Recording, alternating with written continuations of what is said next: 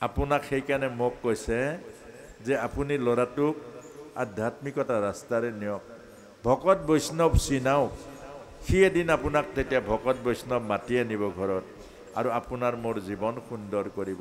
এই কথাখিনিয়ে আমাক কৈছে যে আমি শাস্ত্ৰ মুখস্থ কৰিলে শাস্ত্ৰই তৰাব আমাৰ জীৱনৰ আচৰণবোৰে, আমাৰ জীৱনৰ কৰণীয় কৰ্মবোৰে। গতিকে আমি বাস্তৱ জীৱনটোক বুজিব লাগিব। এই নাৱৰীয়াজন বাস্তৱ জীৱনত চলিছে, এই নাৱৰীয়াজন ব্যৱহাৰিক জীৱন আছে, মেহনত কৰি খাইছে, কাৰো পৰা 10 টকা পইচা লোৱা নাই, দিনৰ দিনটো কাম কৰিছে। সেই নাৱৰীয়াজনে উচিত কথা কৈছে যে ৰাতিপুৱা সূৰ্য উদয়ৰ পৰা আৰম্ভ কৰি অস্তলৈকে মেহনত কৰিছে আৰু সেই মেহনতৰ দ্বাৰা তেওঁ জীৱিকা নিৰ্বাহ কৰে। সেইজনে গতি পাব নাপাব, মুক্তি পাব নাপাব, বৈতৰণি পাৰ হ'ব নে নহ'ব, এইটোৱে বুজাইছে। গতিকে বাস্তৱ জীৱনৰ জ্ঞান, বাস্তৱ জীৱনটোহে সঁচা, শাস্ত্ৰৰ জীৱনটো মিছা। আৰু আমাক কৈছে আজি বহুত যুৱকে, বহু গৃহস্থীয়ে কয় যে ধৰ্ম নাই, ধৰ্ম মই নাজানো, ধৰ্ম নালাগে, কিন্তু সেইটো নাপায়, নক'ব। ধৰ্ম ৰক্ষতি ৰক্ষত, যে ধৰ্মক যিয়ে ৰক্ষা কৰে তাকহে ধৰ্মই ৰক্ষা কৰে। ধৰ্ম ভগৱানৰ ৰূপ। যদি আমি ধৰ্ম নাই বুলি কওঁ তে আপুনি ভগৱানৰ পৰা বঞ্চিত হ'ব। কৰ্ণই যেতিয়া কৈছিলে, অৰ্জুনক উপদেশ দিছিলে, মোৰ এতিয়া ৰথচক্ৰ মেদিনীয়ে গ্ৰাস কৰিছে আৰু মই নিৰস্ত্ৰ, মোক এতিয়া খৰ প্ৰহাৰ নকৰিবা, তেতিয়া ভগৱান কৃষ্ণই কৈছে, অৰ্জুন এওঁৰ কথা নুশুনিবা। এওঁ ব্যৱহাৰিক জীৱনত ধৰ্ম পালন কৰা নাই, এওঁ নিজে ধৰ্ম পালন কৰা নাই। দ্ৰৌপদীক উলংঘ কৰিলে, মাত নামাতিলে। অভিমন্যুক সপ্তৰথীয়ে বেৰি মাৰিলে, মাত নামাতিলে। অন্যৰ অধৰ্মৰ পক্ষ ল'লে, তেওঁ ধৰ্ম চিনি নাপালে। গতিকে এওঁক ধৰ্মই ৰক্ষা নকৰে, শৰ প্ৰহাৰ কৰা। এই কথাটোকে আমাক বুজাইছে 4ৰ্থ অধ্যায়ত। ভগৱানক কৈছে ইমং বিবস্বতে যুগং প্ৰাপ্তব্যানম বিবস্বান মানৱে প্ৰভু মনোৰিক্ষকে ব্ৰবেদ। অৰ্থাৎ হে অৰ্জুন, এই জ্ঞানৰ কথা মই আগতে সূৰ্যক কৈছিলোঁ, সূৰ্যই মনুক কৈছিলে, মনুই বিবস্বান মনুক কৈছিলে, আৰু পৰম্পৰা ৰূপে আহিছে আজি মই তোমাক কৈছোঁ। ই পৰম্পৰা। এবাৰ ব্যাসদেৱে এটা শ্লোক লিখিছে মনু সংগীতাৰ, সেই শ্লোকটো আনিছে আকৌ।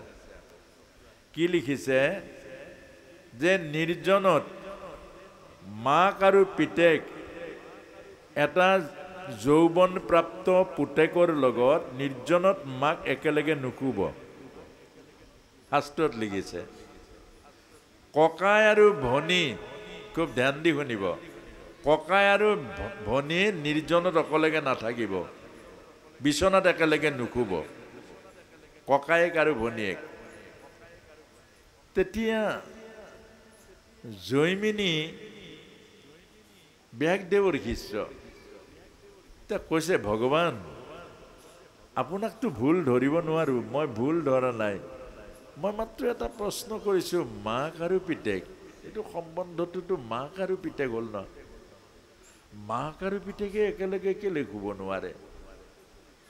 আৰু ককাই আৰু ভনীহে, ককাই আৰু ভনী একেলগে কেলে থাকিব নোৱাৰে নিৰ্জনত, ককাই আৰু ভনী? ব্যাসদেৱে ক'লে যে বাৰু ঠিক আছে, এইটো কথা কালি তোমাক ক'ম, মই আজি আশ্ৰমত নাথাকোঁ, আজি মই আশ্ৰমৰ বাহিৰত যাম, তোমাক গোটেই আশ্ৰমৰ দায়িত্ব দিলোঁ আৰু আশ্ৰমৰ মালিক অৰ্থাৎ ৰক্ষা গোটেই পৰিচালনাৰ ভাৰ তোমাক দিলোঁ, মই নাথাকোঁ দুদিন। দায়িত্ব ল'লে। সন্ধিয়াৰ টাইমত, সন্ধিয়া হৈছে আৰু সেই সময়ত একদম দীপলিপ এজনী ধুনীয়া গাভৰু ছোৱালী গাভৰু এজনী আহি ওলাল আশ্ৰমত। তে জৈমনিক পালে, ক'লে যে মইতো দূৰণিলৈ যাবলৈ আহিছিলোঁ, সন্ধিয়া হৈ গ'ল, মই এতিয়া থকাৰ জেগাৰ ব্যৱস্থা নাই, মইতো এতিয়া বিপদত পৰিম, গতিকে মই ৰাতিটো আপোনাৰ আশ্ৰমত যেনে তেনেকৈ থাকোঁ বোলে নাই নাই নাই নাই নাই আমাৰ ইয়াত কোনো নাৰী থকা আমাৰ ইয়াত কোনো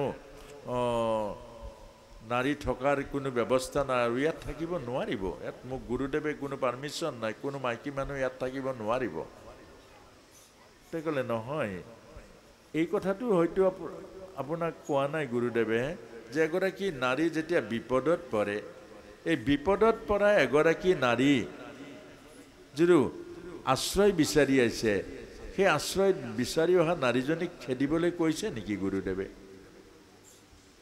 সেইটোতো কোৱা নাই কিন্তু আশ্ৰমততো আমাৰ নাৰী এইটো থকাৰ কোনো আজিলৈকে কোনো স্থান নাই গতিকে নাৰী থাক বোলে মইতো বিপদত পৰিছোঁ মোৰ এতিয়া কি হ'ব সেইটোতো সত্য এটা মানুহজনীক উলিয়াই দিলেতো কি হ'ব তে ক'লে সেই যে দেখিছে এই ৰুমটো এই আশ্ৰমৰ এই কুটিৰটো এইটোতে তোমাক থাকিবলৈ দিলোঁ সেইটোত থাকিবা কিন্তু ভিতৰৰ পৰা হুক লগাই দিবা তুমি কোনো পধ্যে বাহিৰ ওলাব নোৱাৰিবা কিন্তু বোলে হ'ব আৰু শুনা মই যদি জৈমিনীও মাতো তোমাক তুমি ভিতৰৰ পৰা হুক খুলি বাহিৰলৈ ওলাব নোৱাৰিবা হ'ব তাই গৈ ৰুমত সোমালে ভিতৰৰ পৰা হুক লগাই দিলে জৈমিনী আহি ঘৰ পালে আশ্ৰম পাই শুবলৈ গৈছে তেতিয়া টোপনি নাহে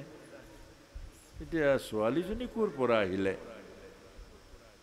ছোৱালীজনী আহিলে ছোৱালী নে বোৱাৰী মইতো এই কথাটো নুসুধিলোঁ আৰু এই গধূলিখন ছোৱালীজনী আহিল ক'ৰ পৰা এতিয়া ছোৱালীয়ে নে বোৱাৰীয়ে বিয়া হৈছে নে নাই হোৱা এই কথাখিনি নুশুনিলোঁ মনটো গোটেই ৰাতিটো তেওঁতো শুব পৰা নাই এইটোৱে মনৰ মাজত ঘূৰি ফুৰিছে মই আস্তেকে দৰ্জা খুলিলে তেওঁ ওলাই গৈ দৰ্জাত টক টক কৰিছে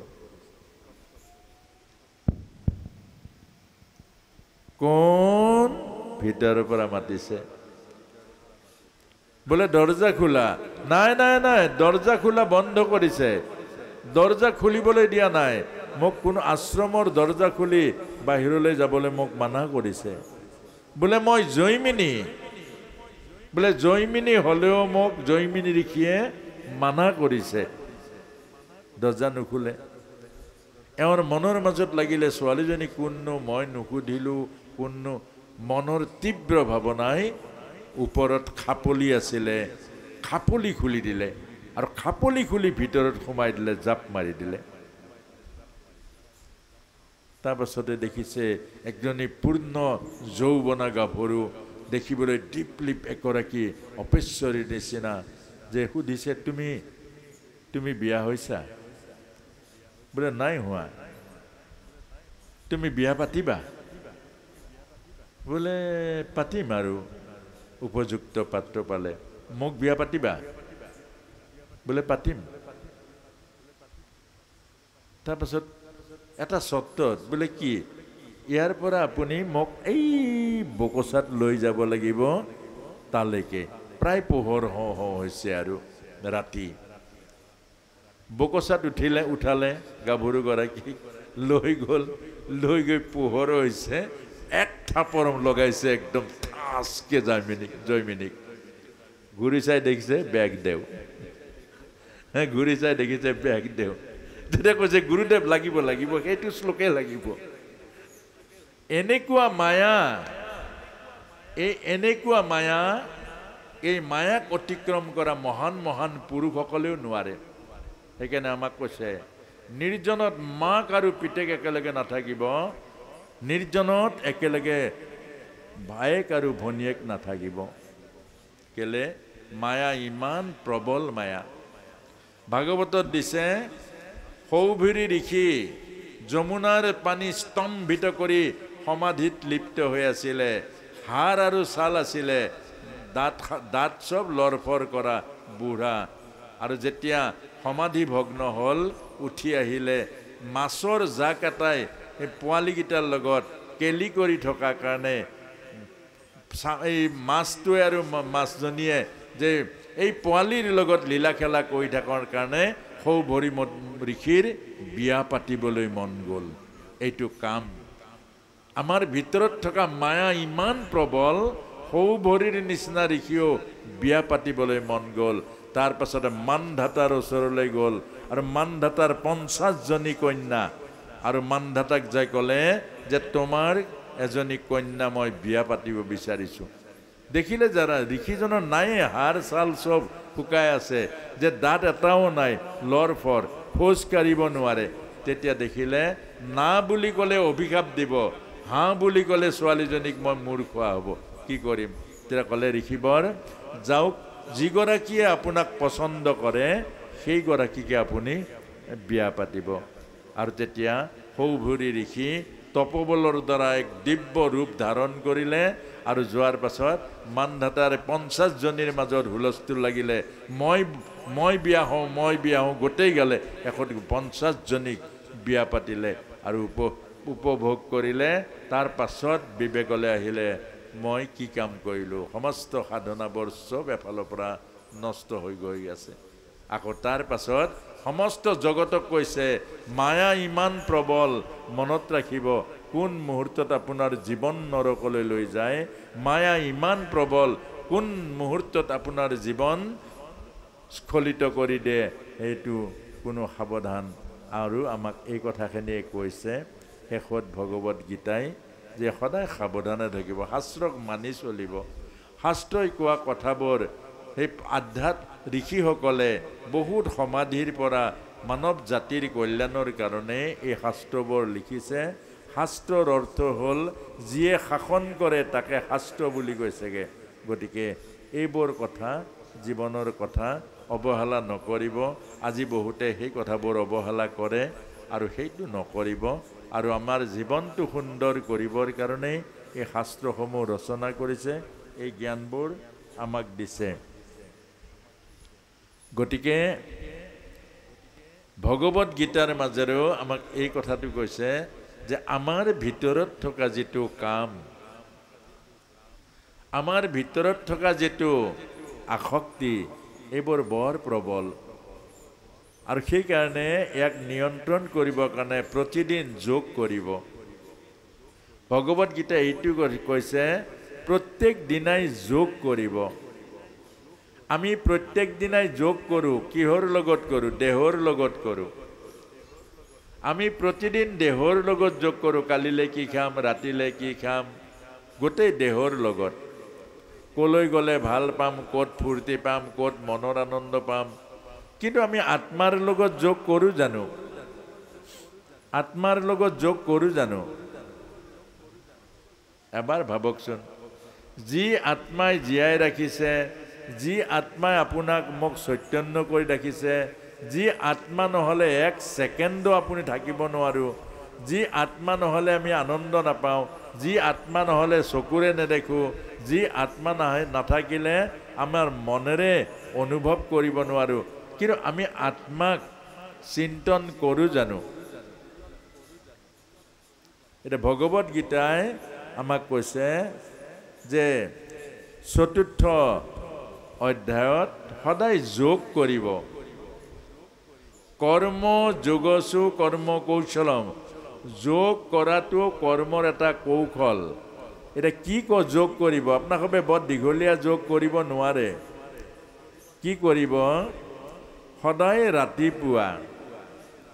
ৰাতিপুৱা বিচনাত কৰক তলত বহি কৰক আসনত বহি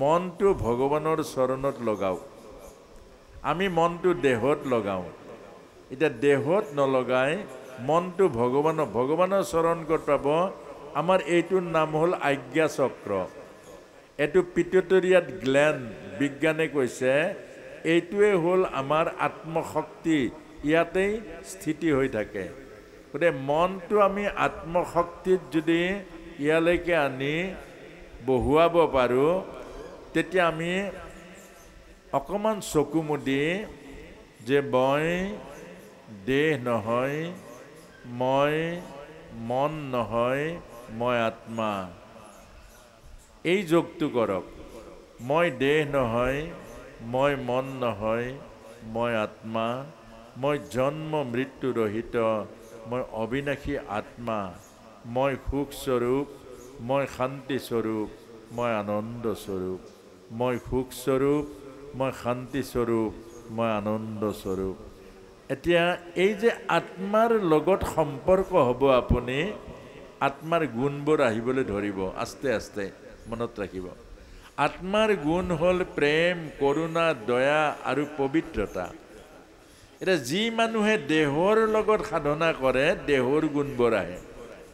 এজন মানুহে এটা চোৰৰ লগত সম্পৰ্ক কৰিলে চোৰৰ গুণবোৰ তাৰ পৰা আহিবলৈ আৰম্ভ কৰে, কৰে নে নকৰে? এজন মানুহে যদি ভকতৰ লগত সংগ কৰে, ক্ৰমান্বয়ে তাৰ ভকতৰ গুণবোৰ আহিবলৈ আৰম্ভ কৰে। গতিকে ভগৱত গীতাই আমাক কৈছে যে আত্মাৰ লগত সম্বন্ধ কৰক, পৰমাত্মাৰ গুণবোৰ আহিব, আৰু দেহৰ লগত যিমান সম্বন্ধ কৰিব দেহৰ গুণবোৰ আহিব। দেহৰ কি কি গুণ?